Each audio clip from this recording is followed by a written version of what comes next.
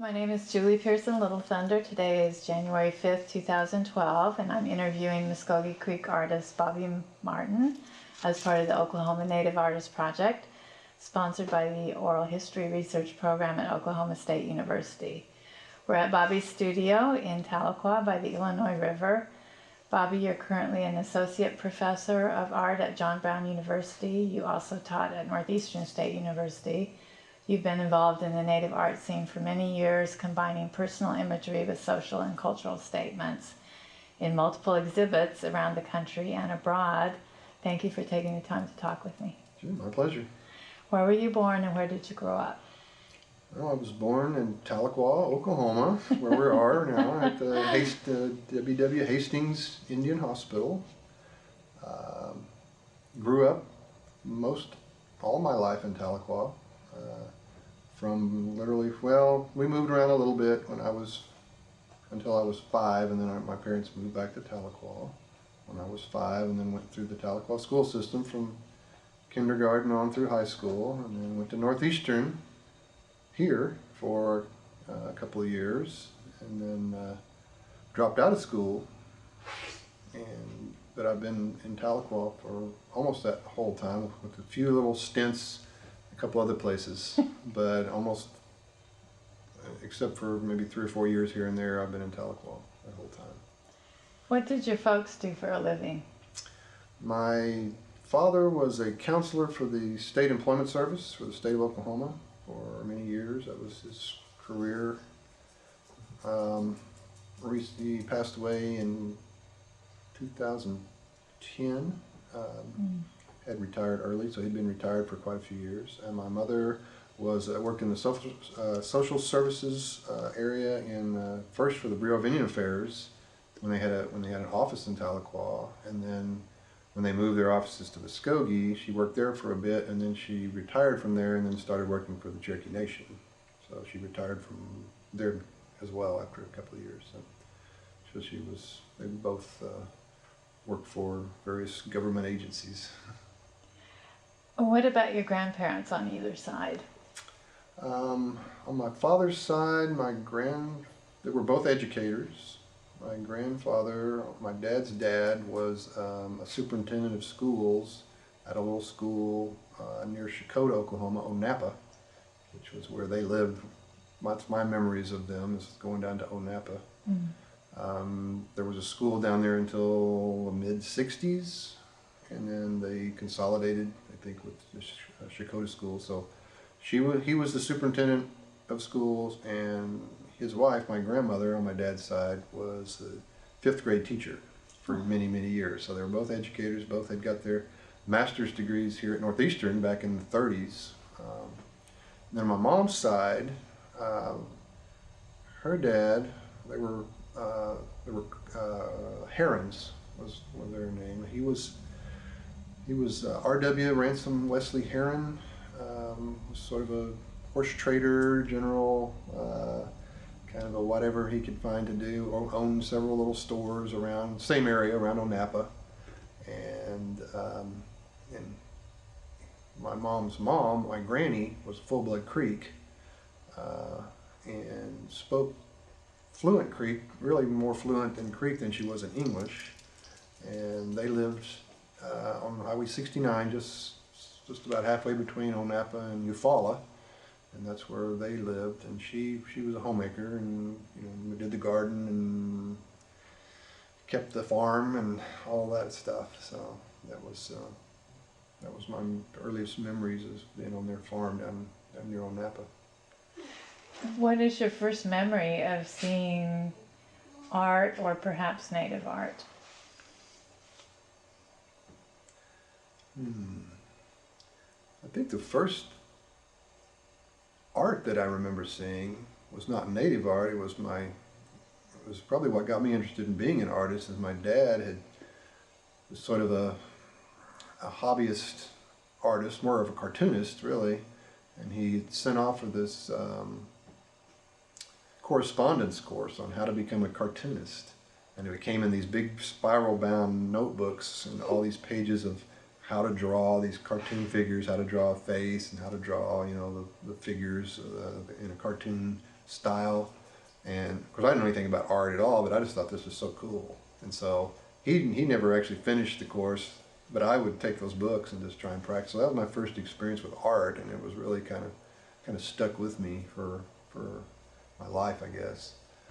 My first experience with native art was probably, I mean, I was aware of native art growing up in Tahlequah because there's just a lot of it, and of course it was, you know,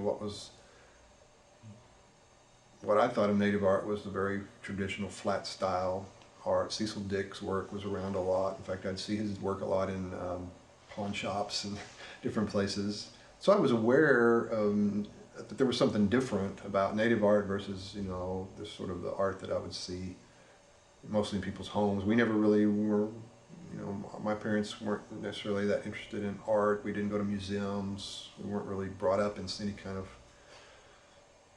artistic sort of culture.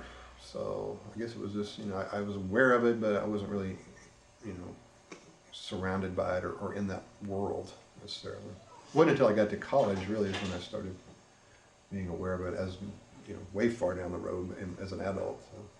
And aside from your dad, no other extended family members that sort of dabbled in art or were interested in art?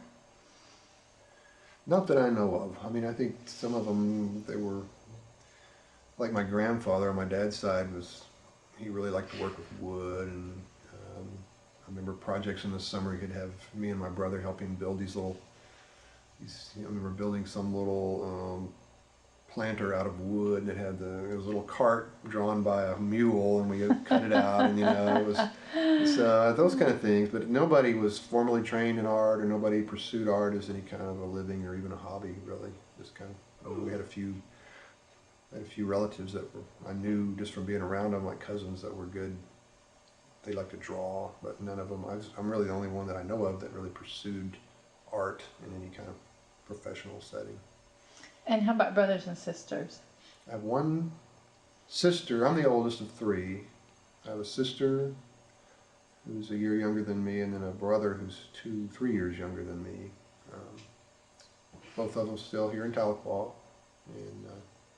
but none pursued art. Although they were both talented. My brother especially was a very good draftsman. He drew very well, but didn't pursue it. But they're still around here. Yeah. So what experiences with art did you have in elementary school? Elementary school, not a lot. I don't really remember too much except maybe some little class projects. My first real memory of anything to do with art related was probably when I was in junior high, probably 7th or 8th grade. And a friend of mine and I, what was real popular then, this has probably been in the 57, probably mid-60s, were these little trading cards that had these hot rods with the monsters popping out the top of the hood, or so they'd have these just crazy monsters with giant gear shifts sticking up like this, and they're still popular actually in some areas. But they'd come out these like baseball type trading cards, and so my friend and I found that we were pretty good at copying these. And so we would copy these little trading cards and then sell them for like a nickel to all our fellow students. So that was my first sort of artistic. Your first art sale. Yeah, my first art sale, my first even really venture into some kind of realization that, wow, you can make art and somebody might actually want to have it, you know. So, but it was fun. That's, like I said, I kind of thought it was interesting at the time that, wow, I could draw these things and people want them, and they'll actually even give me some money for it. How about high school? Did you have any art classes in high school? I took art all the way through high school, mainly because I was good at it and it was easy, but I didn't have really any real interest in it. I just found myself doing it. One of the things, and maybe it's common or not, I don't know, but I had a good art teacher in those years, but she wasn't very, she was fairly restrictive on what she could do, and of course I wanted to do other stuff, and that was sort of felt, in my high school way of thinking, real restrictive on my artistic whatever, so I didn't make very good grades. I would do something that wasn't following the rules correctly, and so I didn't really, I wasn't very serious at all. You know, I did it because I was good at it, and it was something that I knew I could do, but I didn't pursue it in any serious way at all. So you go to Northeastern for college immediately after high school, or? Yeah, the first time I went immediately after high school. In fact, I went to summer school the summer after I graduated high school, but I didn't have any, it didn't even enter my mind to be an art major or anything like that. So a friend of mine and I just decided, oh, we're going to be business administration majors or whatever. I had no interest in that, but it was like, okay, I could either go to school or go find a job, so I guess I'll go to school. So we went to school. I went the summer, and then I went fall semester, and then I basically dropped out in the middle of the spring semester. You know, I was 18 or 19. It was totally disinterested. By that point, I was more interested in playing music and wanting to be a rock star. That's really where I was doing music a lot more before I was ever interested in art. And so I dropped out at that point, and didn't ever go back until many years later to go back and finish my bachelor's. Probably 13. I was in my early 30s before I went back to school as a very non-traditional student to finish up back in the early 90s, I guess, when I went back. So you're playing music, but you're not really doing any art on the side, not really seeing any art? No, I mean, art was pretty non-existent for me that whole period of growing up, other than just, you know, every once in a while I might draw something or maybe create a little greeting card, you know, just something, just because I knew I could do it, I could throw something together, but not pursuing it at all. You know, I was really serious about music. This would have been late 70s. Dropped out of Northeastern to pursue my rock star career. So played in a lot of bands. Ended up actually being a professional musician for the next, 10 or 12 years, playing in all kinds of bands around here. And did you ever play up in Tulsa at the Leon Russell, what was it, Church Studio? Or?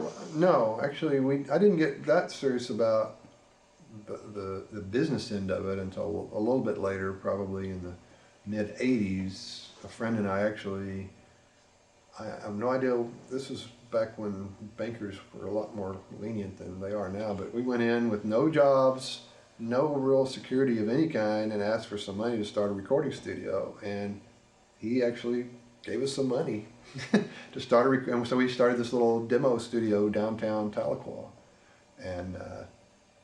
And so we started recording our own music, and then we'd have people, coming in and recording bands and doing nothing very serious. But so my original partner eventually dropped out, and he sold his part to an older gentleman, and that we ended up actually doing. That's where I met people like Kevin Smith and a lot of like Tom Skinner, a lot of guys that are still playing music around Tulsa. They would come. They were in that same circle that I was, and they would come down and record. And this was 20 something years ago. And so we got we did a lot of recording, played a lot of music, and wrote a lot of songs. So that was my life for a dozen years or so, when they're mostly in the 80s. And that was what I pursued, and art was not even in the mix, really. I mean, I did a few little projects. I mean, I created a little logo for the studio and things like that, as because I could, and I didn't want to pay any money to pay anybody else to do it, so I would do that. But as far as this art or being exposed to art or pursuing art, that was, music was my life for that decade. So what led you back to school and into an art major? A few different things. Probably one of them was starvation. I went from wanting to be a starving musician to a starving artist. I don't know how smart that was, but I had met Stephanie, who's now my wife. We've been married for 22 years now, but then we were playing in a band together, and we decided that we wanted to get married, and so we, at the time, you know, she was actually the breadwinner of the family, but it was clear that I wasn't going to make any money at this recording studio thing. So that was kind of the time I decided, okay, well, I want to go back to school. And in the process of trying to figure out, okay, if I go back to school, then what am I interested in? And that's really, and it really wasn't a desire that suddenly was like, ooh, I want to pursue art. It was like, really, I do like art, I'm good at art. I think I'll try and major in art just to see how it goes, just to try it out. And also they had an Indian Studies program there. And so I thought, well, I was wanting to get more interested in trying to find out more about my family and my background and just what it meant to be a Native American. And so I decided to double major in art, fine art and Indian Studies. And that was in '89, so that's when I decided to, so I ended up selling the studio and going back to Northeastern, picking it back up after being out for, it's been about 12 years or so. So how important was your Creek culture growing up? It was fairly invisible, really, as far as when you're talking about traditional culture, because my mom was half Creek, and we didn't really grow up. We grew up in Tahlequah. My parents moved to Tahlequah when I was about 5, and so, of course, we ended up being in the midst of Cherokees as Creek. So we really weren't. I mean, we would go down and visit my grandmother and all the aunts and uncles, but they were not really involved in what you would think of as traditional Creek culture. They were very involved in the Christian church. Creek. There was my granny's dad, my great-grandfather, was a Methodist circuit riding preacher, and he was the main pastor at Deep Fork Hallubby, which is down in that area. And so I do remember going down to some of the the church grounds, and our family had their own camp house, and usually it'd be on Easter or big holidays, and we'd go down. So that was more the culture. I mean, they were all Creeks, but it was not what you think of as, when I think about it now, though, it is still traditional culture. It is still a traditional culture of growing up in a church. So that's my background as far as the culture. And then, of course, I never really got into any kind of native church when we were in Tahlequah, and still not really. Back about the same time that I went back to college to Northeastern and got married, I also became Christian in 1990, and since then I've got more involved. Actually, it probably wasn't until I went back to Northeastern I really started educating myself about cultural, not just Creek culture, but just tribal culture in general, and then started getting more involved in culture, not only Creek culture, but just Cherokee culture, probably even maybe as much as Creek culture, just because I'm here in Tahlequah. So that's really where I grew up, is more in the Christian church culture of Native life, I guess. So did your Native Studies classes? Well, let's talk, I guess, about what you're doing in art then at that point too, because you're doing Native Studies and art. What kind of a base are you acquiring? Base skills are you acquiring in art? Well, I had no idea what to expect when I went back to school, because like I said, I was at that point 30 or 31 years old, and that was really kind of a little bit before you have there weren't nearly as many non-traditional students then as there are now. So it was a little intimidating at first, because I didn't really know what to expect from the art side, or even the Indian Studies side, or even college in general, because I've been out of school for so long. So I kind of went in with not a lot of expectations, because I just didn't know what to expect. But it turns out I really enjoyed both areas of studies. I enjoyed the art because I was making art, and I sort of discovered, I can't say I rediscovered, because I don't know that I ever knew. I knew I had some ability, but I never really pursued it. So I really discovered how much I enjoyed doing art, especially in a setting where that's all I was expected to do, and it was really enjoyable to find out that, okay, well, I can paint and draw, and it really, when it really clicked for me is when I had an intro to printmaking class, and that really caught my attention, and it actually put me on the path that I'm still on now. Just that there's something about the press and the ink and the whole process, the whole thing, and we can talk about that more later, but there was something about that really captured my attention.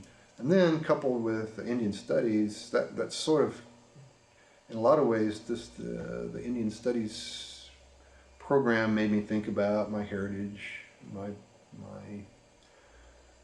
tribal affiliation, even just the whole, what it means, the identity question, I guess. And so that a lot of that fed into the content that I was creating in my art. And so that's something that still shows up in my art all the time, is that identity question, those explorations of identity, and those things sort of dovetailed in nicely when I went back to school. And that really kind of led me in a lot of ways that I really had no idea that it would until I actually pursued it. So it worked out real well. I'm glad I decided to go back. Well, I'm glad you did too. Who was a particularly memorable teacher you had at that time? At Northeastern? Mm-hmm.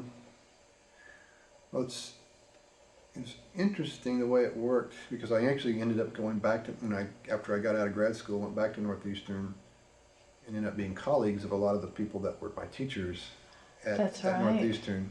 But one in particular, R.C. Coons, who taught drawing and painting and was just a sort of legendary for being this very curmudgeonly art professor. And but he was a wonderful teacher.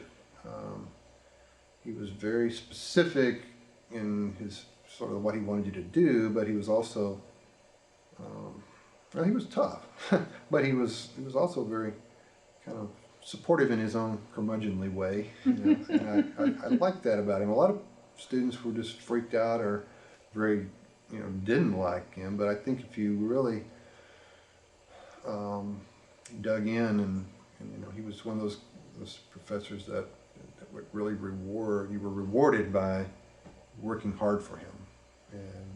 And especially he also taught printmaking, and so he was instrumental in kind of getting me interested in printmaking and continuing that as I went on, because I did some more independent study printmaking projects after that, and he was very helpful and very kind of inspirational to me, to kind of help me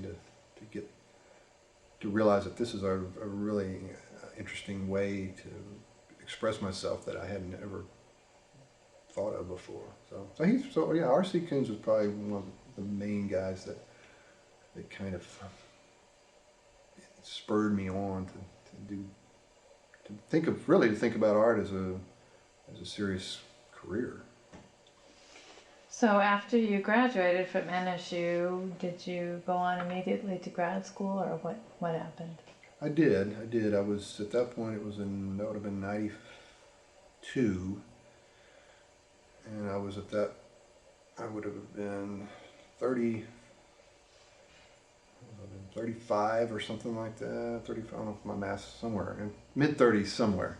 And I thought, and talked it over with my wife, is like, well, if a lot of people will want to set out for a year or two and then go back to grad school. I thought, at my advanced age, if I'm going to go to grad school, I probably just need to go ahead and go straight on to grad school. And so I looked around a little bit, and it turned out that I was able to get into the grad school over at the University of Arkansas, and went straight from graduating Northeastern into the graduate program, the MFA program at Fayetteville. So how was that different? What was different artistically for you at that level? It was very different. In fact, took me a semester at least to get used to the fact that all they expected was for me to do art, but very focused art. Because I actually didn't, my first application, I didn't even get in because I was not I mean, the artwork was okay, but I was all over the map. And I didn't realize until later on that what most grad schools, and U of A was no exception, that you're looking for an artist that is pretty well kind of on a path, kind of focused in what they're working on. And I had no focus at that point. So I think what that certainly did once I got to grad school was focus me very specifically on thinking about not only the mediums that I was working in, but the content, the direction, what the goals that I was even doing art for.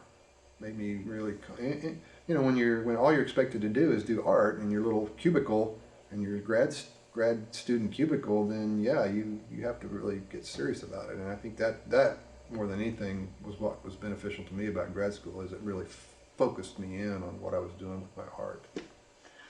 So can you expand upon that a little more then? What were the media that you were focusing on and the subject matter? And I really wanted to continue doing the printmaking, because it really grabbed me at undergrad level, and I really wanted to pursue that more because I was interested. But at that point, I was probably more interested just from a technical standpoint. I really liked the materials and the processes. But once I got to grad school, my major was printmaking, and then kind of a secondary, like a minor, I guess you could call it, was in drawing. But I ended up actually doing more painting in grad school and printmaking. In fact, my MFA show was probably primarily painting with a pretty liberal sprinkling of printmaking. So I guess it focused me more on, not only on what I want to do from a media standpoint, but probably more from content. It just really got me thinking about, okay, how can I use this art to say something, to communicate? And I never really, frankly, in undergrad, it was more about getting the projects done, getting the deadline, and really wasn't thinking so much about what I was trying to say, which I think still, as I see my students, it still hasn't changed that much.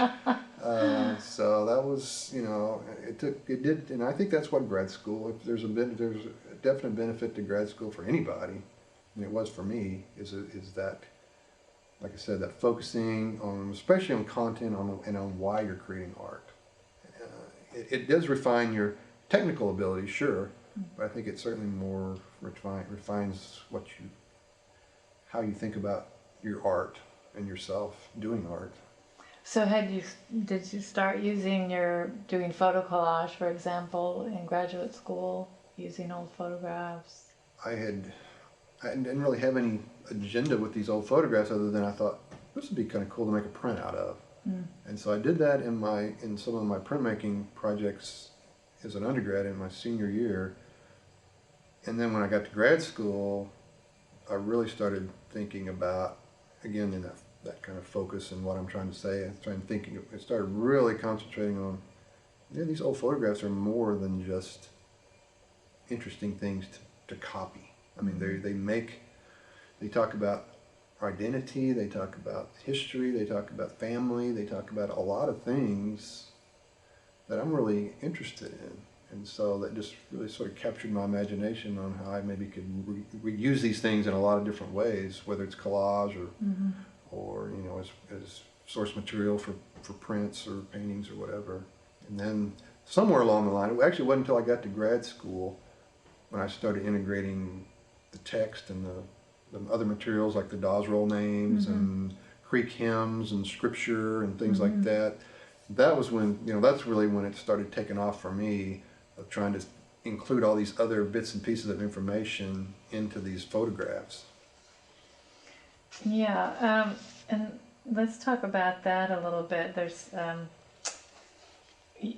as you say, the photographs are both universal and have universal appeal, but they're very personal.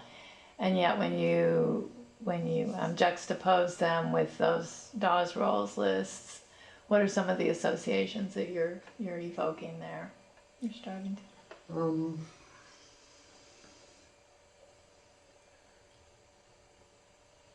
I think probably for me, when I started using those, and the reason I even started using the Dawes rolls names to start with was kind of an accident in a lot of ways, which probably most things that artists do kind of come across from accidents. But my mom pulled out, I don't even know why she even showed it to me, but she had, maybe it was just to show me where our relatives were, but from her BIA days, she had a book, which I've got over there, a book of all the creek, the Muskogee Creek and Freedmen, everybody listed, it's a Dawes Roll enrollment book. And as I was just looking down those lists of names and numbers and tribal, blood quantum and all that, I just was looking at all those names and numbers and thinking, these are all individuals, but they've all been sort of codified into these names and numbers. And when I see these photographs, they're my family mostly. I'll always try and use something that's from my family. And those are real people. They're real people. They just happen to be Native American people because that's my family. And yet there's these names and numbers that have been, listed. And the other thing for me was, it was a connection because even today, obviously, to get any kind of free health care, you have to be able to find some relative or some ancestor on those rolls.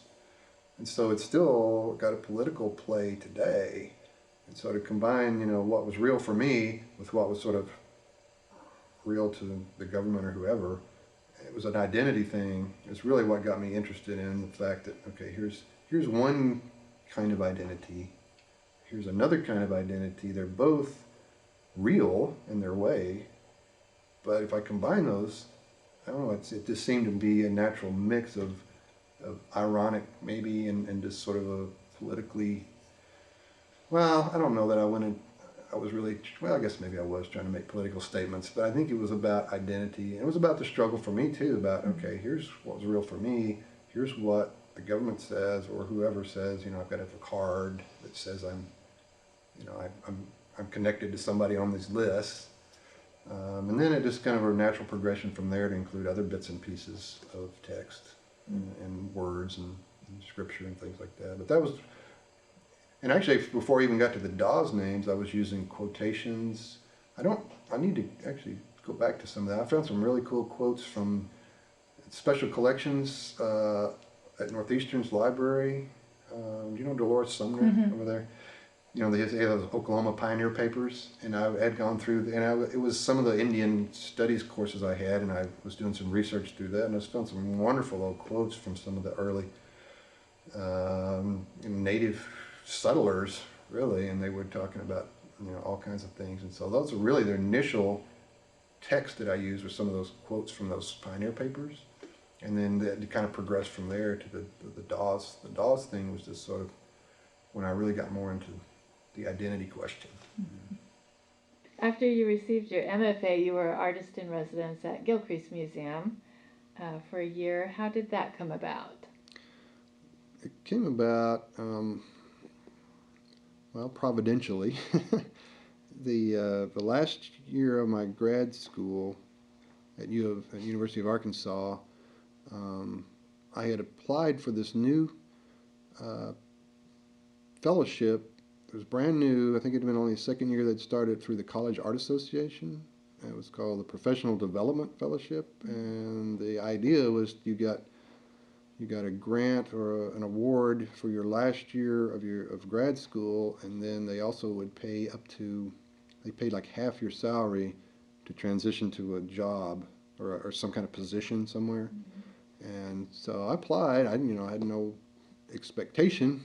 But I was selected to get a College Art Association Professional Development Award and fellowship, actually. And so that helped me to finish up and get my MFA thesis exhibition all put together. And then that's how it led to the Gilcrease position, because I had talked to a couple of places. I talked to University of Massachusetts in Dartmouth, not the Dartmouth, it's not the Ivy League Dartmouth, or the other Dartmouth. There's another Dartmouth in New Bedford, Massachusetts, and I talked to the art program there, and they were interested in bringing me out. I actually flew out there for an interview, and it just was their expectations were not what my expectations were, so that didn't match up. In the meantime, I had a good friend of mine, Kevin Smith, who was the curator of education at that time at Gilcrease Museum in Tulsa, had been working. He knew I'd got the fellowship. He knew that they could bring me in pretty cheap because the fellowship was going to pay up to a certain amount of my salary, and so he convinced the curator and the powers that be over there to bring me in under this position called artist in residence, which is great. It was a great pitch. I followed, in the footsteps of Woody Crumbo, and who else was there? Willard Stone. And so it was great. And what it really meant is I was able to work there a year under that fellowship funding, and I taught. They were also in the how he pitched this and how he was able to sell this is they were just beginning to offer educational programming for students, like after school programs, for adults, weekend classes. This was a new thing then. This would have been in '95, and so he brought me in to help organize and teach the classes. And then also my role, probably more my main role, was they're also looking for somebody that could do some graphic design, to design some of their signage for the museum and the quarterly members newsletters and things like that, and just other PR materials. Of course, the interesting thing about that was I had no experience as a graphic designer. I mean, zero. So it was interesting that I was really literally learning by the seat of my pants on that deal. But the cool thing about it was, at the end of that first year, the funding ended, and they were able to bring me on, keep me on. But at that point, I think my title was not artist in residence anymore. It became like graphic designer or graphic design coordinator or something like that. So I became more of the graphic designer for the museum, and then worked there for 5 years. And so it was a great experience. I loved working at Gilcrease and just learning about the museum culture and just everything about. And the nice thing about that job is, I was teaching classes, I was doing a lot of different things, for a real variety of things, all related to art, and it was a neat experience. And in that first year, were you also expected to produce outside of that graphic design area? Were you my own work, you mean? Mm-hmm. No, not really. Mm-hmm. It wasn't the same kind of a artist in residence that, say, Willard Stone was expected to do, or Woody Crumbo, although a lot of their role had to do with advising too, advising Mr. Gilcrease on purchases and stuff.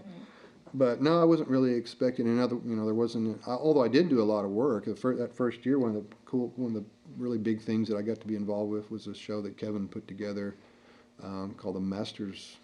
Shoot, I can't remember the official title, but it's something like Masters Exhibition, and he picked 5 different artists to be featured, and then a collection of other contemporary artists. And so I got to be one of the featured artists. It was me and who else was featured?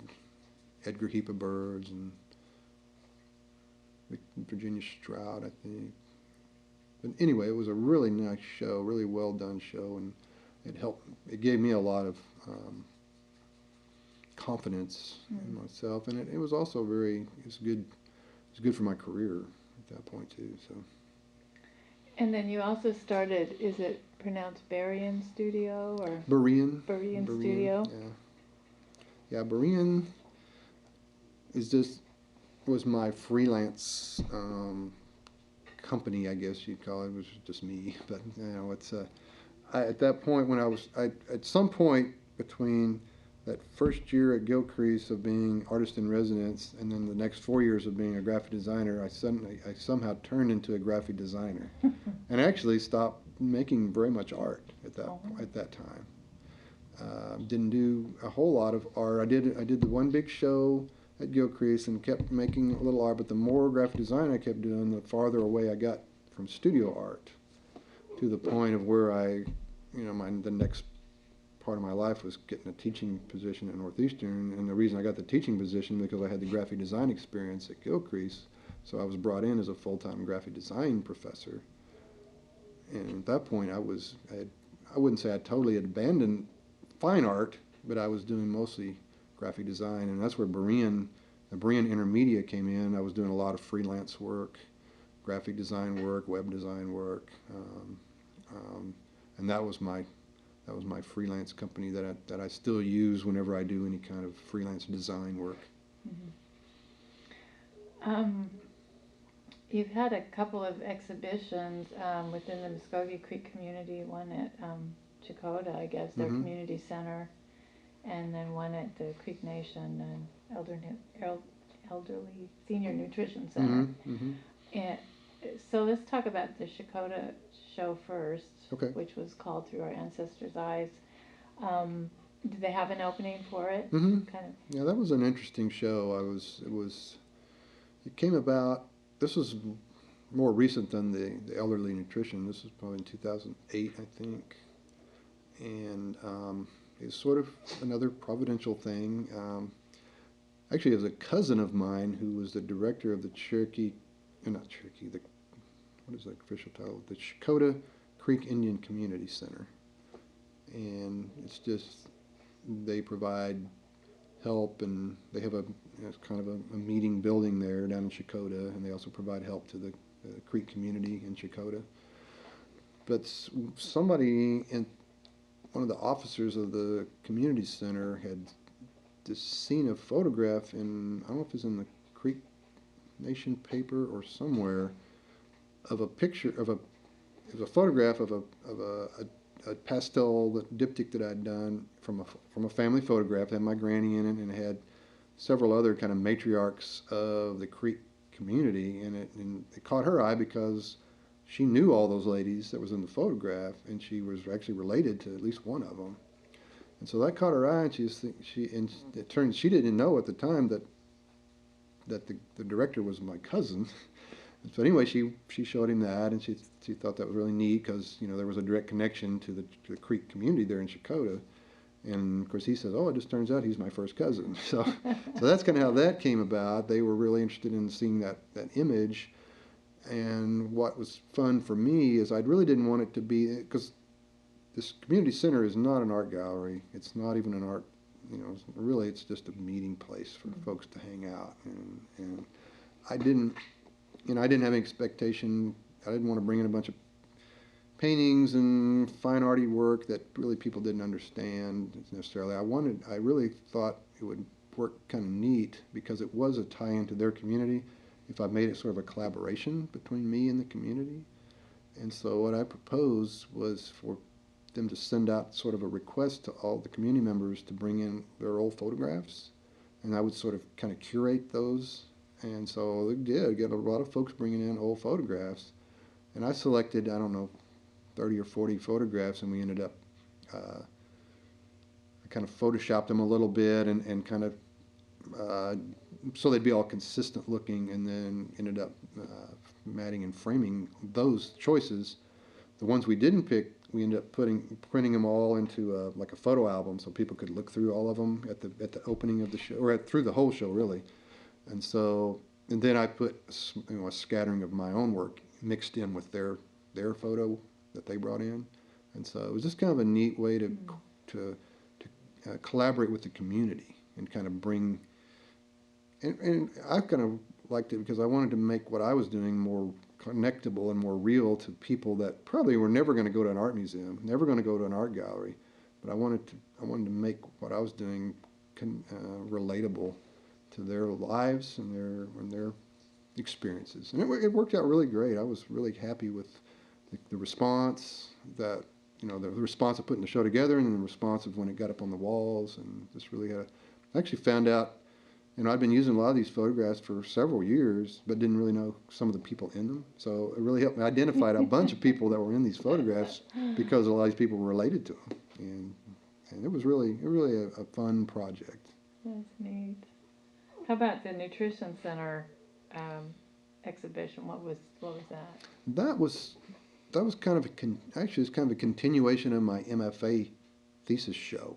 Uh, I had put together after the thesis exhibition at the gallery there in Fayetteville. I had two other showings of basically that same show. It was a kind of a recreation uh, of a lot of images from Dwight Mission, and all these were photographs that my granny had from. She was there from maybe 2 or 3 years from 1917 to like 1919 or so, and so and we actually didn't even discover these photographs until after she'd passed away and all her stash of photos that she had. And it's amazing how many photos she did have. I was really blown away. But anyway, that whole MFA thesis show was kind of all related to Dwight Mission, and so I showed that same sort of a little bit, well, basically the same show. I showed it at Holland Hall School in Tulsa. They have that big gallery. I think is it called Walker, I believe. I can't remember. But anyway, it's a really nice gallery. So I showed that show at Holland Hall in Tulsa, and then a lady from the Creek Nation came up and saw the show and was very interested in it, and proposed that I show it in Omogi somewhere. And the only place that was really big enough to do it was the elderly nutrition center, just a big giant room, and it was kind of neat too. It was just my own work, but I did put some, I put a book out trying to, say if you know anybody in these images, let me know, and trying to get some feedback from the community. But it was fun. We had a nice little reception, sort of soft keying. Just a lot of the older folks came out and looked around and really enjoyed. And I did find a couple more names that I didn't know before that they said, oh, I recognize so and so. So that was a fun one too. It was because it's out of the, both those shows were, to me, were unique because they're out of the ordinary venue. You're taking it out of the sort of the accepted venues of galleries and museums and putting it into a place where you don't necessarily expect to see art. And so I like that. I like kind of getting out of those expected, scenarios. That's really important. How did your position at John Brown come about, John Brown University? Well, it came about from my wanting to get out of the graphic design mode, I guess. Because like I mentioned, I had gotten a position at Northeastern. I left Gilcrease to go to Northeastern specifically to teach graphic design, and that was in 2000. And I taught, I guess I'd been there for 3 or 4 years. Yeah, 4 years, and then working with all my colleagues that were my teachers 10 years earlier when I was undergrad, which was interesting. But they all decided to retire. But basically within the 2 years, 3 years that I got there, they all retired, and I was sort of left in my 3rd or 4th year being the senior person, and somehow I let myself get talked into being the chair of the department. And so now I'm finding myself I'm doing graphic design, teaching graphic design, which I liked. I enjoyed it. And then I was also doing all this administrative stuff, which I didn't really enjoy all that much. Ended up going through this, 6 years in, you can go up for tenure, so I did the tenure thing. So I got tenure, I got a promotion to associate professor. So I, was just flowing along. 8 years in now at Northeastern, I'm basically, teaching all graphic design, having all this administrative duties. I'm not doing any art, 0 art. I mean, I would finish a piece every now and then to maybe enter at the Trelatier show, something like that. But I was talking maybe 1 or 2 pieces of art a year, maybe. So I really wouldn't even consider myself an artist at that point. I was doing graphic design. I was teaching printmaking, which I really enjoyed, but I really wasn't making any art. So I was thinking about that, and I just happened noticed that an opening came up at this little school in Salem Springs, Arkansas, that I knew the name of it, but I didn't really know anything about it. But they were looking for a fine art faculty, studio art faculty. And also the fact that they were a Christian university, I'd been for several years thinking, I would, as a Christian and as somebody that would like to be in an environment to teach art or design from a Christian perspective, it might be kind of interesting. And so when this came up, it's like, okay, it's a Christian university. They want to do more studio art, and I had been wanting to get more back into the studio art world. So kind of on a whim almost, I applied. And because I already had tenure and everything at Northeastern, I had no reason to leave. I was doing fine there. But I wasn't really doing what I felt like I really wanted to do. So anyway, I applied. And lo and behold, they called me in for an interview, and I went over there and spent all day doing the interviews. And turns out it was a wonderful school. They were very Christ-centered in their educational beliefs. And their art program is stupendous. I didn't know this. I didn't even have any idea. I just figured a little small Christian school, they're not going to have much of an art program, but I'll go see what it looks like. And I got over there. I mean, they've got their own dedicated building space. They really are interested in bringing in somebody that can teach printmaking. Okay.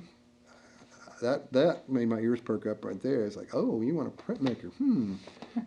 And it was, it was very close to home. And I really didn't want to move halfway across the United States because we had so many roots here. And just, when I got offered the job, I really almost wasn't expecting it. I'd almost applied because out of curiosity more than anything. Because why would I want to give up tenure and, all this stuff?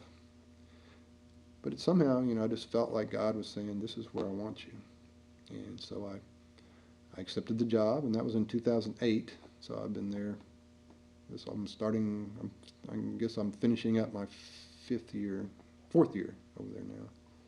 And since that move, you've had more time to produce as well.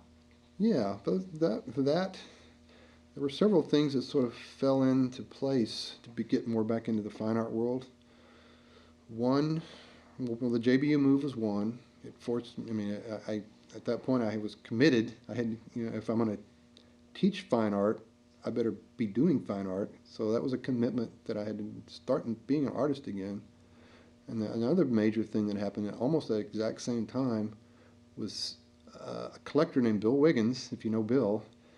Bill hunted me down. He had seen my painting that was in Gilcrease for all those years, and he had heard my name around, but that was the whole stretch where I really wasn't making any art at all. And he'd seen my name, and he's like, I don't want to find this Bobby Martin guy. I keep seeing his stuff and hearing his name, but I never see anything about him or see him anywhere. So he actually, I can't remember who he found me through. But anyway, he found me, tracked me down. I didn't think I was that hard to find, but apparently I was. And he actually came out to my house. I had no studio at the time or anything. I just had, stuff scattered around in closets or whatever. But he came out to the house and looked at my work, and it was very encouraging, bought a couple of pieces. And again, that was almost exactly the same time I was starting at JBU. So he was very encouraging and really kind of gave me the inspiration or the motivation to really want to start being serious about doing art again. And then maybe the third thing that probably fell into place was I met Tony Tiger, who who's the head of the art program at Bacone, also an amazing artist. And we got to talking and got to know each other, and we found out how much we had in common, and we just decided, why don't we do a collaborative show? And we did. And we did a collaborative show that we opened it showed at JBU about three and a half years ago, and then it also showed at Bacone. But just that experience of collaborating and putting together a focused show, all those three things sort of all kind of came together in this, this sort of kind of a, I don't know what the word would be when things come in, this crossroads of inspiration that made me consider, wow, maybe I should really get serious about art again. And then the final thing that happened that made me realize, okay, this I've really made the commitment now is when we found this property where we're sitting, and I had the chance at that time to actually have a studio. And I really didn't until I moved in here and moved stuff in and bought the etching press and started doing art very, seriously. I didn't realize how much having a studio makes you feel like a real artist. It's not the same when you're doing a spare bedroom or doing it on your kitchen table. There's something about having a studio space dedicated to your art that makes you feel like that you're truly an artist and that you're serious about your art. And I guess maybe it's part of it's the investment, physical and material, but it's also an investment of your time and effort. So all those things sort of kind of converged to make me realize that, okay, this is what I'm supposed to be doing. I'm supposed to be really getting back into doing art again. Let's talk a little bit about the piece of work that you have currently at the Hardesty Center in downtown Tulsa, part of a Concept Oklahoma show. Yeah, that was a show put together by Oklahoma Visual Artists Coalition, OOHRP, in conjunction with the opening of the AHA building, Hardesty, whatever the Hardesty, Arts and Humanities, Hardesty Art. I don't know how they got AHA out of that, but anyway, this new art center, which is a spectacular building, but the show was to help launch the building opening, and so I was selected to have a piece in that show. Actually the original piece they selected that they originally wanted, I wish it got in, but I had already sold it to Sam Noble Museum in Norman. Oh. It was in the show that I had at the Capitol building. Been a year, it was about a year ago, exactly a year ago, 2011. It was a large painting. Actually, it was a mixed media encaustic painted kind of collage together, and then with oil paint over the top, called Indian on an Indian. It was my mom's sister, my oldest aunt on my mom's side, astride this old Indian motorcycle, and it was just a cool photograph, and I made a large painting out of it. That's the one they chose first, but by the time they let me know that that's the choice, I'd already sold it to the museum. So my second choice, which is the one that's in the show, is called Homecoming Royalty, and it's a photograph that my mom had from her days at Haskell in Lawrence, Kansas, and it's a couple in full regalia, but they're the homecoming king and queen, and it was some of my typical, combining names and numbers in the background, and then with an image over the top of that, and the image, it was like a lot of oil glazes that I kind of wanted to look like almost like a screen print, but a little more depth to it. So it was a fun painting to do. It's not, content-wise it's very similar, but technique-wise it's quite a bit different in a lot of ways than what I do. Yeah. But it was a fun piece to do. I'm glad it got the opportunity to show there. Let's talk a little bit about your techniques and process, and maybe starting with this encaustic effect that you've been using, which really it has a wonderful look to it. Can you explain what it adds to your work that you like, and sort of how you started using it? I think I started using it because I was looking for ways, well, actually going back when I first started incorporating text and collage elements, I looked for many, many ways to get text onto canvas or paper or whatever it might be. I never was really that satisfied with the way it worked. And so actually when I started doing more graphic design and getting into programs like Photoshop, which have layers, you have layers that you can manipulate digitally. And so suddenly it's like, ooh, that's what I want to do. I want to layer everything and move it around and change the opacity and all that. And I did that. And that's actually a lot of my art output in that decade where I was doing more graphic design. My fine art output was digital, because I really enjoyed that ability to move layers around, digital layers. But I have to admit, I was never ever happy with the output. And just, inkjet prints, as good as Gilcrease prints, whatever you want to call them, they're still just ink on paper printed by a machine. And I was never real happy with the results, even though I really love moving layers, and it was so nice to be able to do that. And it looked pretty good on the screen, but the final output just felt lifeless, and I just was never happy with that.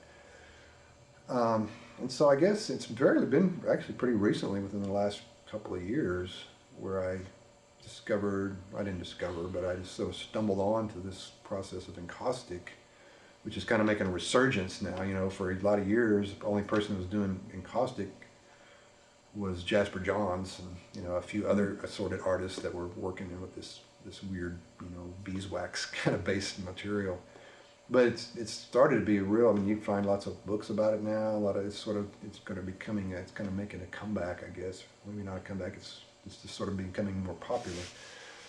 And when I started looking into it and then started playing around with it myself, that's when the light bulbs started going off. It's like, wow, I can actually physically layer things and embed them in layers of wax that are transparent, that I can see through physically to lower layers, and then build on top of that. So suddenly, instead of this digital world, I can actually create real physical layers and get even a totally different look. In some ways it's the same, but I love that depth it's created.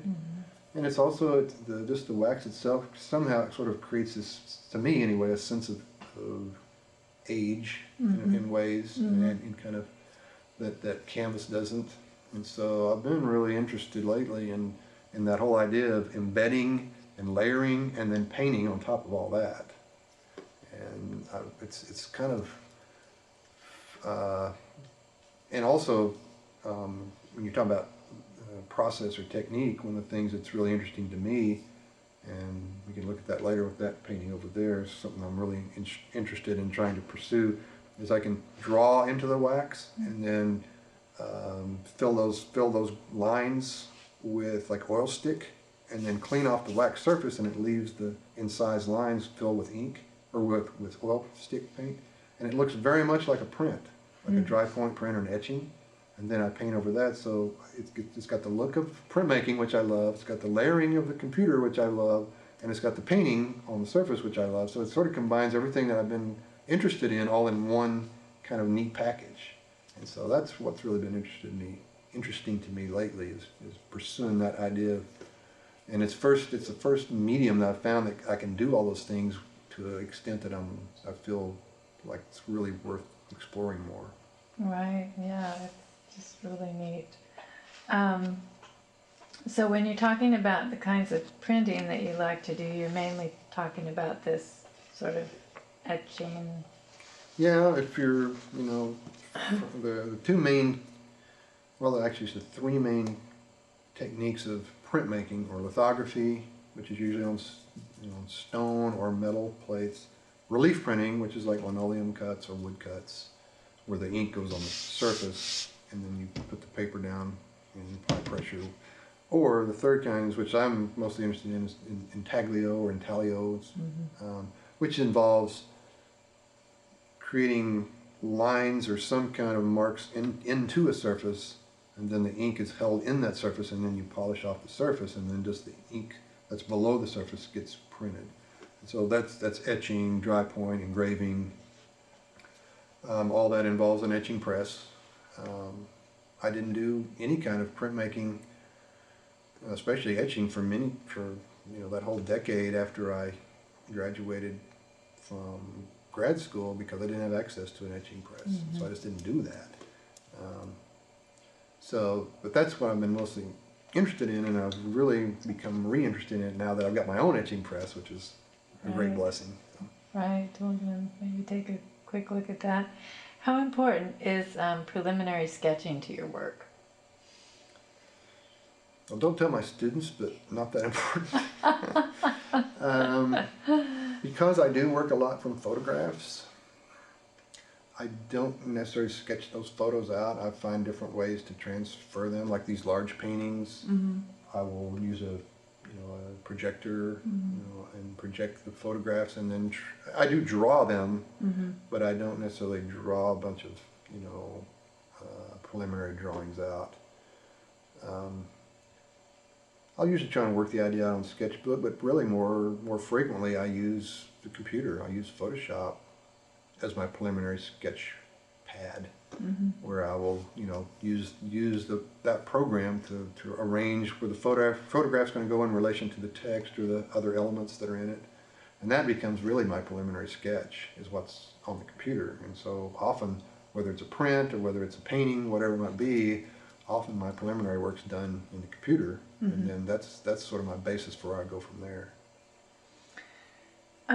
How about occasionally, have you used some deliberate distortion in your drawing? I'm thinking about like Sunny and Sunny 2, or a work that I saw on your website. You mean distortion of the proportion or figures, or just sometimes, but usually though, I usually try and be fairly faithful to the original photo. I mean, I will change a lot of things in the composition of the photo, probably. I mean, I rarely use the photo as is, but I have used some sort of deliberate distortions occasionally, but usually if there's some distortion, it's probably just my lack of artistic ability to get it right. But I try and, typically though, if I'm using a photograph, I try and stay at least fairly faithful to the subject, especially the literal subject person that's in the photograph. But then I'll change lots of other things about it. But.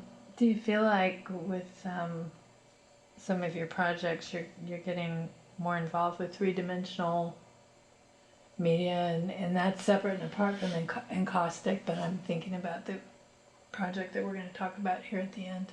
Well, I have been getting more interested in installation type work.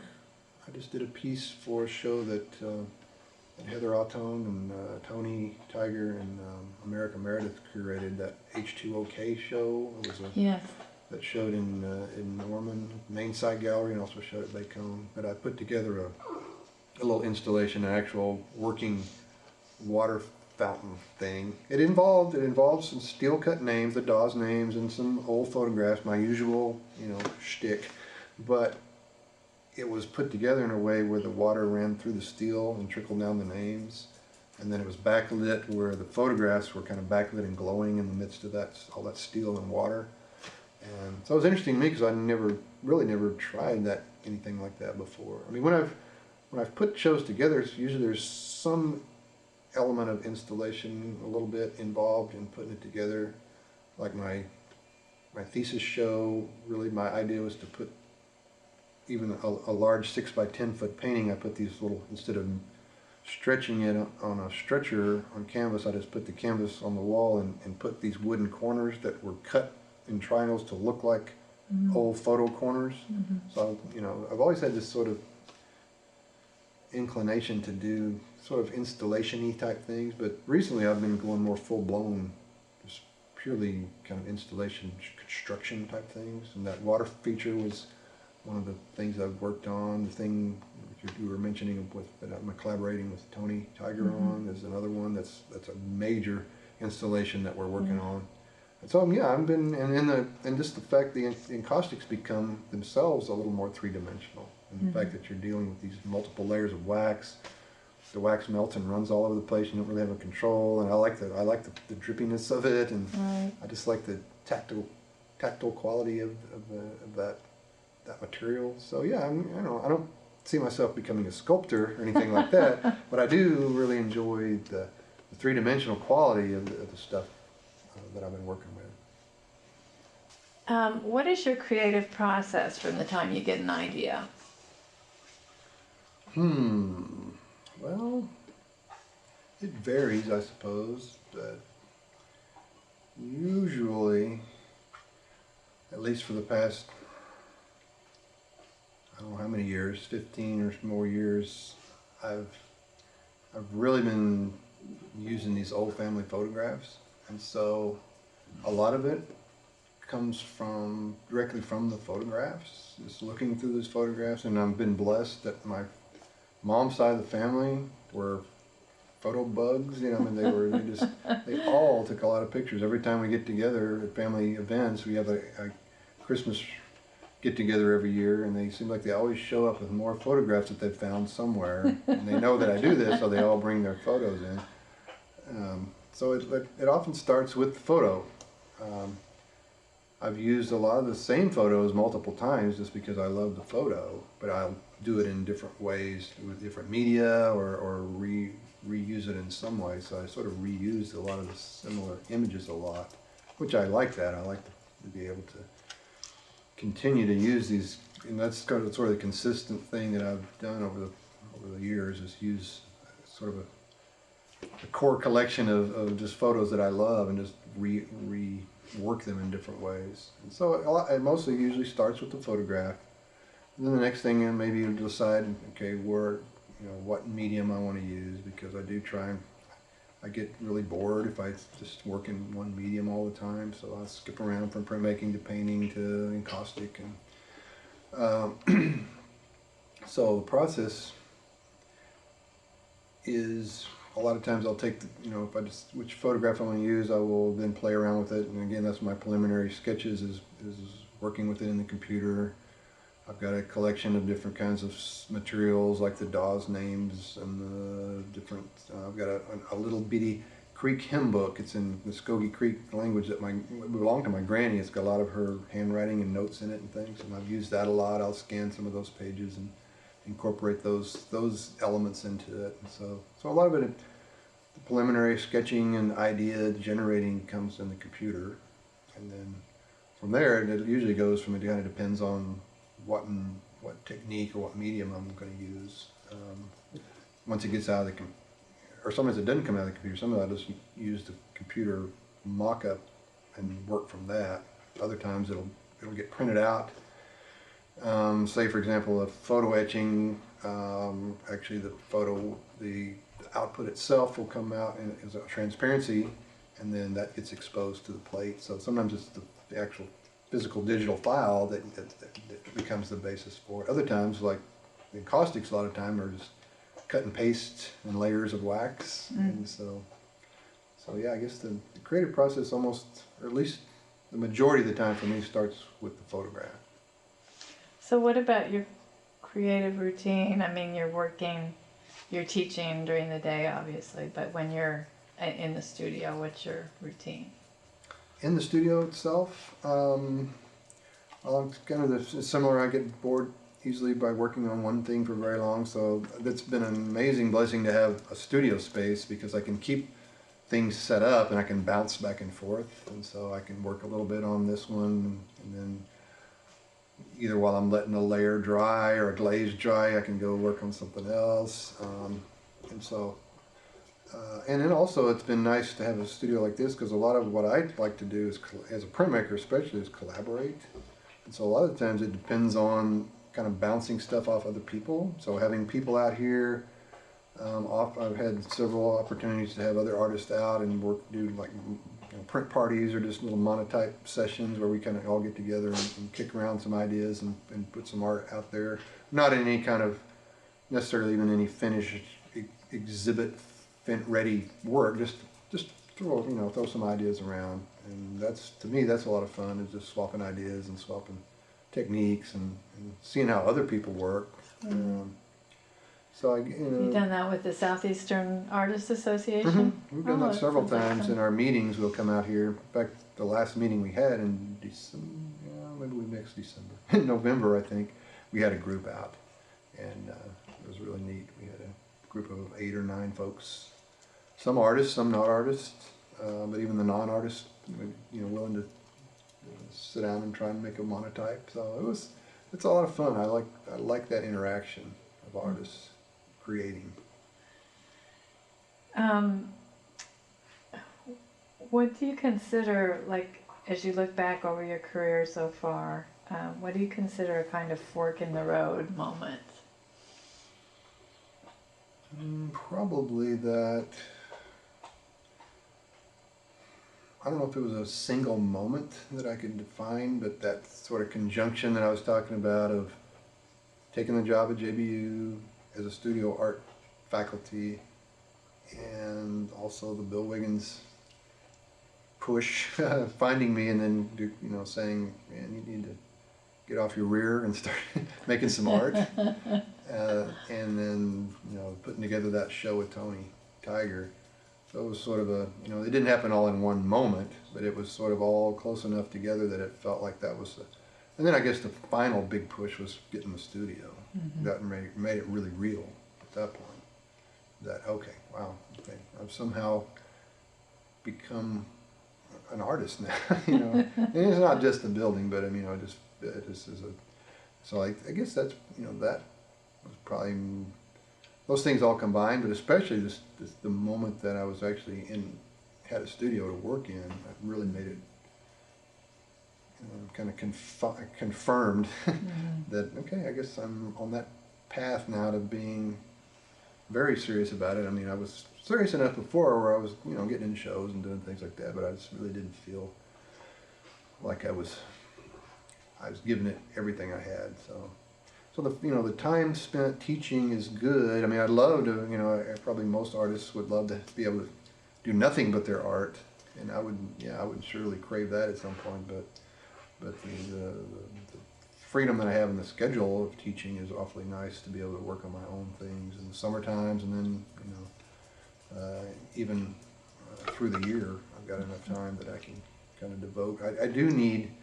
I know myself well enough, and that's probably why I like being in academia, is I need the structure of deadlines and the structure of a time, kind of a concentrated time focus. If I don't have any show or any kind of deadline I'm working for, I'll tend to get very lazy and not do anything. So I need to either give myself or put upon myself some kind of a deadline or a structure or something to shoot for. So I'm finding that having the studio is great, but I still need to have something that I'm working toward. Otherwise, I'll just float around. As you look back on your art career so far, what has been one of the highlights of your career?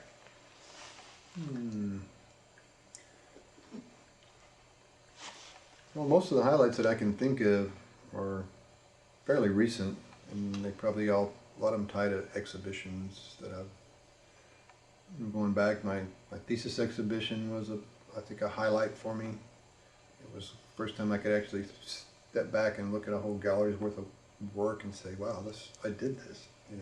That was kind of a neat experience. And then I went through the fallow time of doing no art for many years after that. And then I guess, real two highlights that I can really think of in the last few years was the collaborative show that I did with Tony Tiger that I mentioned. That was a real kind of a impetus to get me getting serious about my art again, and that way it turned out to be a really good, we just, our work, our style and the look of our work just somehow seems to complement each other in a good way, and I really enjoyed that collaboration I've had with him. And then probably from just a personal standpoint, the show that I had at the Capitol building in Oklahoma City last January was probably, because it was the first time I really got to use this studio in a really very focused, deadline driven way, that I had a bunch of pieces I had to finish for a specific show, and it was a big show. It was a show that was going to be featured in the Capitol building. So it was a fairly large venue to shoot for. So as far as a career high point, I would say that was be way up there. How many pieces did you have in the Capitol show? I think I ended up having 20 or 22. I can't remember. But they were everything from, 6 by 8 foot paintings down to little small prints. And so, yeah, I think it was about, I want to say 22, 23 pieces. Wow. And all done for the back in the day. Very, probably 80% of them were. There were a few that had been done that I'd finished previously, but they all still fit into the idea that I was going for. But yeah, the vast majority of it was all finished specifically for that show. Well, looking back, what's been one of the low points of your career? Low points. Well, it's a good question. I don't know. I mean, my career is, when I think of it as a career, my career has just been, I felt like it was interesting, I was really on a roll, and out of grad school, I was getting some really nice shows and was doing a lot of work, and then right after grad school, my output mostly just kind of tanked. And mainly because in some ways I think about it, it's because I didn't have the discipline of deadlines and classes to finish. And so I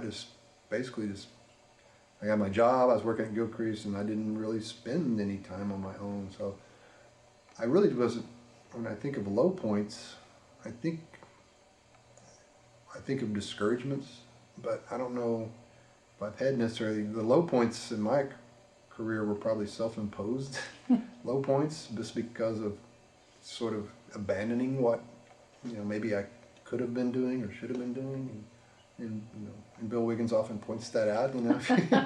You just sort of quit for a big section there. And so I feel like, especially in the last year to 2 years, has been sort of reestablishing what I abandoned, 12 or 13 years earlier.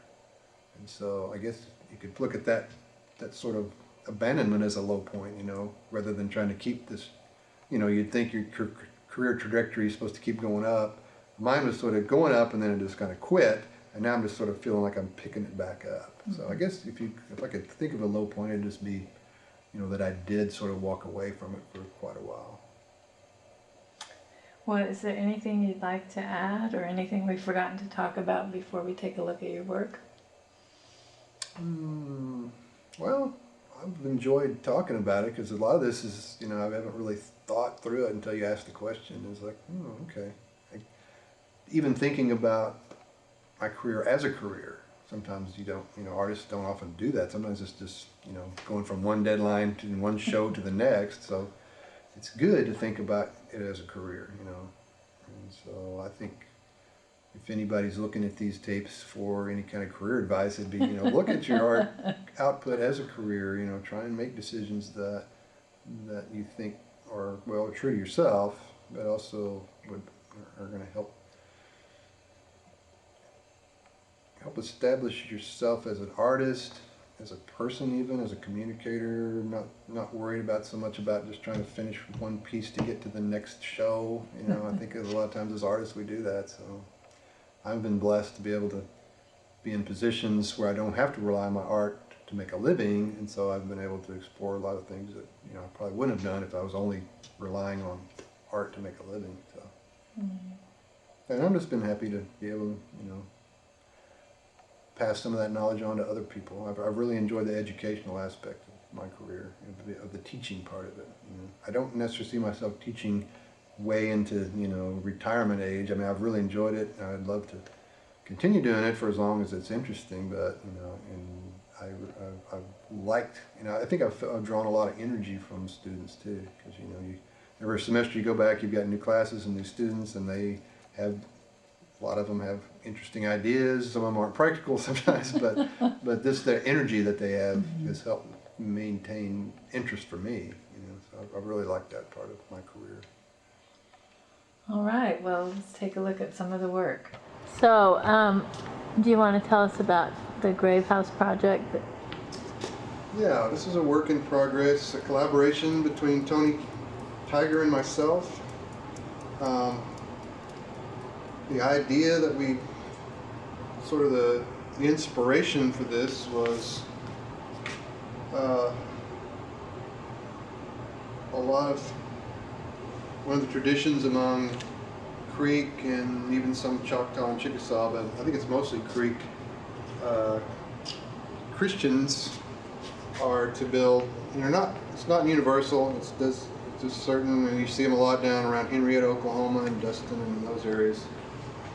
But they will, as part of the burial process, they will bury the person, and then they will build a little structure over the grave, called the grave house. It's actually a little house that's got peaked roof and everything. It's got usually has shingles and siding, and the idea is that's a repository for the spirit until the spirit goes to heaven.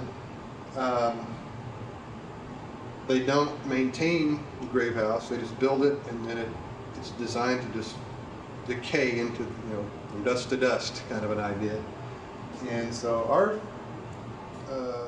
our idea on this was we wanted to take the concept of a grave house, but make an installation out of it that was more kind of a metaphor. That it's not like a literal grave house that talks about necessarily burial, but it does talk about burial. It talks about death of the body versus the body is just, and we have a scripture from 2 Thessalonians that talks about it's an earthly house, our body, versus our heavenly home. And so the idea was to incorporate a lot of the stuff that we've done for a long time in both our artwork, which is old family materials like photographs and text. The idea of the Christian belief of death, burial, and resurrection, and take all those ideas and then sort of combine them into this metaphorical grave house. Actually, it's an actual grave house, but the idea hopefully will be, I don't know if you can touch it, see on the side here. It's not going to roll around. Wheels to. Yeah. But the idea is to take the lower section, which is what we've got so far, is just the lower part of the grave house. It will have a peaked roof on it. We've incorporated some of the Dawes names. I've got a lot of my family names on one side. Tony's names are on the other side. This lower section will represent the earthly, the body, the physical body that goes into the ground and decays. We'll have some backlighting, some lighting inside here. Have some, we're going to put some plexiglass behind here and paint it maybe white or off-white or sepia tone to kind of diffuse it. So what we're hoping for in a museum or a gallery situation, that the light will have sort of this sort of glow from the letters. And then what we'll have on the peaked roof, rather than having shingles, we're going to have like old family photographs. So each shingle will be a photo, but the shingles will be transparent in some way, and we'll have it lit from the inside, where the idea would be the light shining through the imagery, through the old photos, through our family, shining up into this idea of resurrection, and the light coming up and out. So the bottom will be sort of muted and old, and the top hopefully will be more lit and resurrection-like. So that's the plan. And then we're still debating on whether to actually maybe build a little, because a lot of times these are, they're built, obviously they're in cemeteries, but they're usually built on a little kind of a mound. So we might even try and construct some kind of little mound as part of the installation. So we're still working on some of the details, like especially the roof part of it, what kind of materials we're going to use to get that, what kind of lighting we're going to get bright enough light to, some of the technical stuff we're still working on. Yeah. But the idea, we really like the idea, and we really wanted to pursue the idea. We don't really have necessarily even a venue or anything for it. We just like the idea, and we wanted to do it. And we've collaborated a lot on 2D stuff, but we never really collaborated on any kind of installation. So it was an excuse, really, to be able to build something. To work together. Now, the old lumber came from, there's an old garden shed that was on the property, and I took it down and saved the siding, the lumber on that to use for the siding, because we wanted to kind of give it, obviously, that old look, and then we had a local guy plasma cut into steel the names. And so it's been a fun project. We're just kind of going along, and we'll just see what happens once we get it done. It's going to be great. I'm sure a venue will find you. Well, that's what we're hoping. You want to tell us a little bit about this piece? Okay. I wanted to show this piece because it's something that I've been, from a printmaker's standpoint, it's something I've been working on quite a bit lately. It's called solar plate etching. The solar plate is the name for the actual plate that's involved in the printing of this. And the reason I got interested in it is because, again, I can manipulate layers in a program like Photoshop on the computer, and then I can actually output that actual Photoshop file onto a transparency, and then expose that onto the plate. And to me, that's an interesting way of being able to create digitally, create things in a sort of the way I'm used to creating, but then actually output it in a way that I can physically print it like I'm used to doing. So to me it's a great combination of the new school and the old school, because I can use a computer to create the image, but then I can actually ink it and print it just like a regular etching. Right. And so that's where that text, there's some text comes in. That's actually Proverbs 31, I believe. This is a picture of my Aunt Inez, and this is my mom's oldest sister. Again, there's so many photos that I have of where they're posing in front of their cars, and I just love I love the people, but I also love those old vehicles that are in the pictures too. To me that's a lot of the charm of it too, is just those old photos with people posing in front of their cars or their trucks or whatever it might be. So the process involves, like I said, creating, and you can any kind of imagery that you can get on a transparency that blocks light will work. I mean, you can draw with a Sharpie, you can paint on it with India ink. Anything that'll block light will create an image that's printable. In this case, again, I use a Photoshop digital file, output it to a piece of transparency, and then expose it to the plate. And then once you process that plate, you can ink it and wipe it and print it just like any other etching. And so this idea of solar plate printing or photo etching has been one I've been experimenting with quite a bit lately. It's neat. It has a really neat quality. Yeah. And how about this particular etching? Ready? Mm-hmm.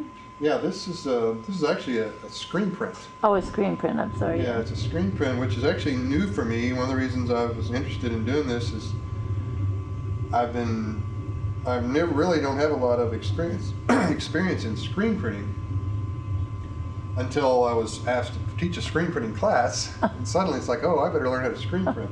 So I've been to a couple of workshops, and I've actually taught the class a couple of times, getting ready to teach it again this spring.